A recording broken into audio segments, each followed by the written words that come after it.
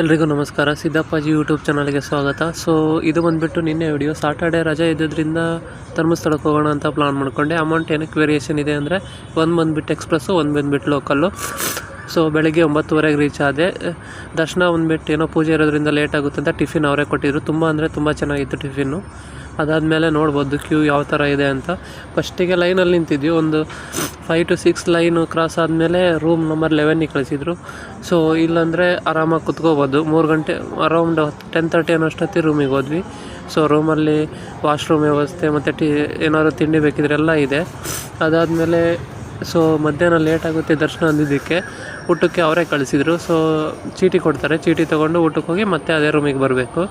ಊಟ ಅಂತೂ ತುಂಬ ಚೆನ್ನಾಗಿತ್ತು. ಪಾಯಸ, ಪಲ್ಯ, 2 ಥರದ ಸಾಂಬಾರು, ಮಜ್ಜಿಗೆ ಎಲ್ಲ ಇತ್ತು. ಸೊ ಊಟ ಮುಗಿಸ್ಕೊಂಡು ಮತ್ತೆ ಅದೇ ರೂಮಿಗೆ ಬಂದ್ವಿ. ಸೊ ಅದೇ ರೂಮಿಗೆ ಬಂದಮೇಲೆ ಎಕ್ಸಾಕ್ಟ್ ನಮಗೆ 3 ಅನ್ನೋಷ್ಟೊತ್ತಿಗೆ ಡೋರ್ ಓಪನ್ ಮಾಡಿದರು. ಒಂದು ಅರ್ಧ ಗಂಟೆ ಮುಕ್ಕಾಲು ಗಂಟೆ ಅಷ್ಟರಲ್ಲಿ ದರ್ಶನ ಆಯಿತು. ಸೊ ನೀವು ಯಾವಾಗೆಲ್ಲ ಧರ್ಮಸ್ಥಳಕ್ಕೆ ಹೋಗಿದ್ದೀರಾ ಕಮೆಂಟ್ ಮಾಡಿ. Thank you so much video ನೋಡಿದ್ದಕ್ಕಾಗಿ.